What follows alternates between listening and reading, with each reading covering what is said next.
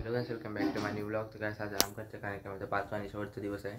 तर गाइस आज पडदे नाटक आहे, कालचक्र.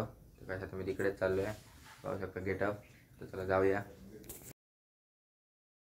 हो तो आल्यावर मी त्याला सांग. हो ही हल्लीची नवीन पिढी म्हणजे काय तुमचं नाव काय?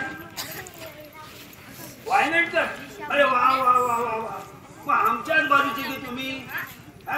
नाही नाही, तुमच्या मालवणी हे वरून माझ्या लक्षातच आलं. एनिवे बरं मी निघतो.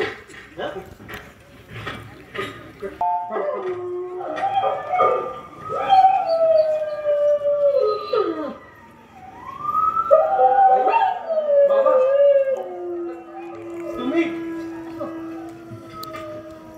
ओ कळवायचं तरी. तुम्ही कळवायचं तरी ना.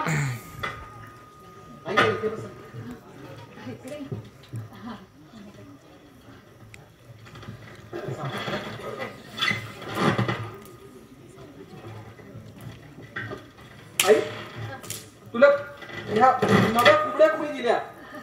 कोण नाही रे.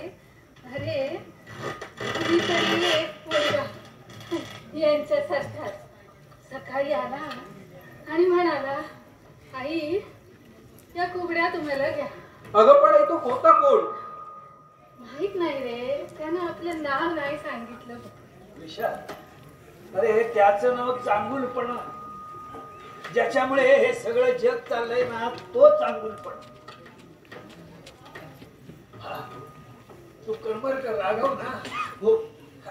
अरे काल मी तुझ्या घरी सारखा फोन लावत होतो, कोणी उचलतच नव्हतं. आमचा फोन बिघडलाय बाबा. बिघडलाय? अहो पण बाबा तुम्ही तिथून का आलात त्या होम मधून? आणि त्यांनी तुम्हाला आधी सोडलं. फोटो काढ नाही काढता नाही ते भोकात बघायच्या आधीच डायरेक्ट मी पंडित नेहरू पाटीलचे सगळ्यांचे फोटो मारले.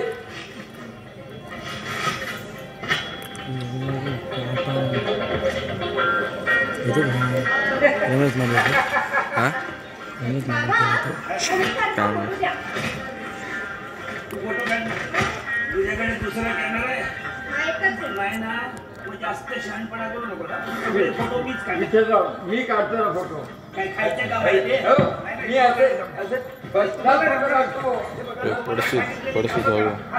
मुलाला सरबत द्या, त्यांची ग्लासं विसरून लीलावती इकडे.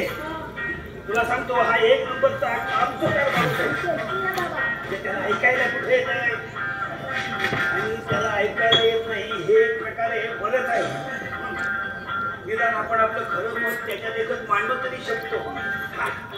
आणि तुला सांगतो दुसरं काय, अगं ह्याच्या आतला जर हा कॅमेरा दिला ना, तर तो रुक्मिणीच्या म्हणजे तुझ्या आईच्या सारखा मागं पुढं करत राहणार फोटो काढण्याच्या निमित्ताने. तो असेच स्वातंत्र्य सैनिक. पण मला काही सरळ माणूस दिसत नाही. त्याच्यावर